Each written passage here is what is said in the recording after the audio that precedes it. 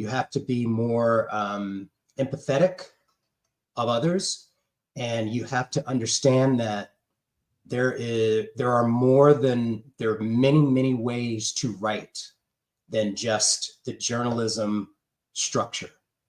So the work is different. It's not harder or necessarily easier. It's different. Yeah. So it's like if you look at writing as a trade, it's really developing new versatility as a writer and being able to listen more to your clients and not just think, oh, I'm a good writer. I'm just going to bang this out the way I know it needs to be done. It's not how it works on Yeah. this side.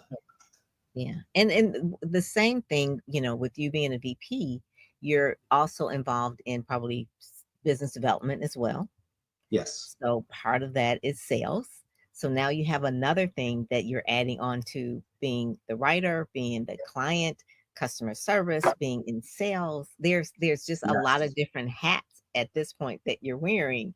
And still journalism is still part of what you do, but you have journalist friends, and you can't tick them off by just ramming your clients down their throat Right. when it doesn't fit their beat.